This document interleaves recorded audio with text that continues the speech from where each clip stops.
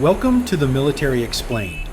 Today I'm taking you to the heart of the battlefield in Ukraine, where Russian tanks, despite being marketed as powerful and modern, are being wiped out quickly and effortlessly.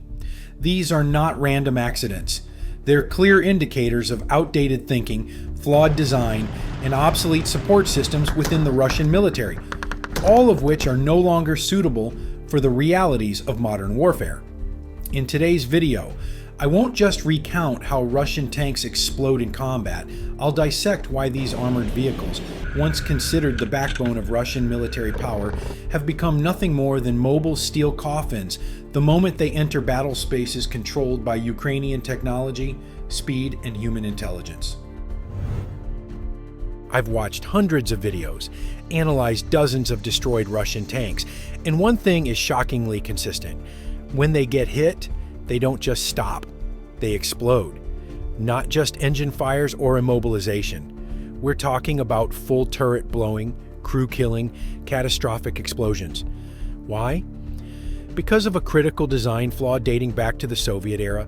The autoloader system used in T-72, T-80, and T-90 tanks. To increase rate of fire, ammunition is stored in a carousel beneath the crew's feet. Once a projectile, say a drone or anti-tank rocket, strikes from above or the side, that ammunition cooks off, turning the entire crew compartment into a firestorm. Compare that to Western designs like the Leopard 2 or Abrams. Their shells are stored in separate compartments, isolated from the crew with blast doors and blowout panels. This gives the crew a fighting chance to survive if the tank is penetrated. In Russian tanks, there's almost no such chance. One hit, and it's over, not just for the tank, but for everyone inside. A tank is not a lone warrior. It only becomes lethal when integrated into a system, with drones for reconnaissance, infantry for protection, air cover for defense, and real-time battlefield intelligence. Russian tanks often lack all of these. There's documented footage of a T-90M, Russia's most modern tank, casually driving down a road when a Ukrainian kamikaze drone slams into its open top and explodes next to the ammo rack. Flames shoot out from the turret, the crew compartment, and even the barrel. That's the end of a so-called technological marvel, destroyed by a drone that costs less than $500. In contrast, Ukrainian forces employ a swarm doctrine. Recon drones scout ahead, detect enemy tanks, and relay coordinates back to HQ. Seconds later, artillery, precision missiles, or kamikaze drones strike the weakest angle. In another scenario, an American Bradley fighting vehicle supporting Ukrainian troops spotted a Russian tank maneuvering toward a building. With superior optics and faster response time, the Bradley targeted the tank's side, its thinnest armor. One shot. The T-72 was perforated, burned, and its entire crew was dead within 10 seconds. In World War II, tanks feared anti-tank guns. In the Cold War, they feared guided missiles. In the Ukraine war, Russian tanks fear one thing most: FPV kamikaze drones. These small, fast, first-person view drones can be piloted with video game-like precision, skimming the ground, flying through ruins, circling behind tanks to strike their engines or turret gaps. One video shows a drone diving directly into the seam between turret and hull, where armor is weakest and ammunition is stored. The explosion blows the turret lid off, fire jets into the sky, and seconds later the whole vehicle erupts into blackened debris. Other drones don't even need to crash. They hover above and drop a grenade through an open hatch.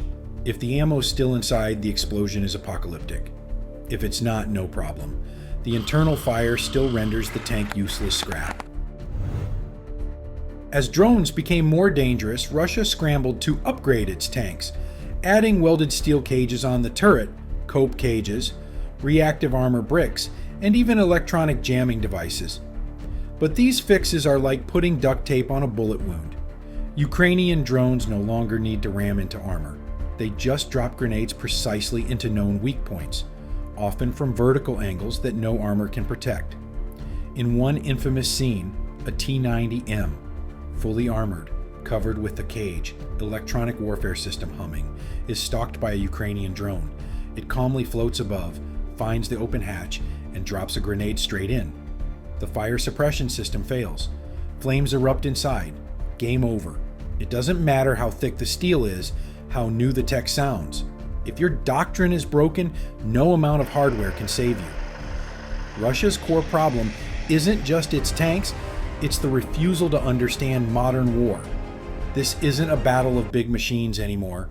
It's a lethal digital battlefield where the side with better sensors, smarter networks, faster AI, and real-time response wins. Russia entered this war with over 12,000 tanks, vastly more than Ukraine. They believed quantity would crush quality. But within a year, thousands were destroyed or captured, not in heroic tank battles, but by cheap drones, roadside mines, or Ukrainian special forces attacking from urban cover. This war has no room for Cold War textbooks. Modern warfare demands integration. Tanks, drones, infantry, smart artillery, radar, and real-time command responses. Ukraine learned this quickly. With NATO help and adaptive thinking, Russia, meanwhile, is still stuck in tank-led assaults, lacking drones, lacking recon, lacking coordination. The result? Dozens of tanks wiped out like tin cans hit by air rifles. Some viewers may ask, are tanks obsolete? The answer, not necessarily. Tanks still matter, but only when embedded in modern war ecosystems. Leopard 2s, Abrams, and Challenger 2s have shown effectiveness when supported by drone recon, long-range artillery, and layered air defense. The issue isn't tanks, it's how they're used. Russia failed not because it lacked tanks, but because it lacked a modern ecosystem and flexible command doctrine. The Ukraine war is not just a battle between two armies, it's a collision between two eras. One side fights with numbers and brute force. The other uses networks, where every drone is a sensor, every shell has a coordinate, and every strike is a result of AI, data fusion, and real-time intelligence. And in this collision, Russian tanks, once hailed as iron beasts, have become flaming wrecks on the battlefield, not because they're weak, but because they no longer belong in this era. Thank you for watching The Military Explained. If you found this analysis valuable, don't forget to like this video, subscribe to the channel, and share it with others who care about global security and military strategy. Your support helps us bring more accurate, in-depth content straight from the front lines of global conflict. Let us know your thoughts in the comments. Every voice matters when it comes to understanding the future of warfare. This is The Military Explained, and we'll see you in the next mission.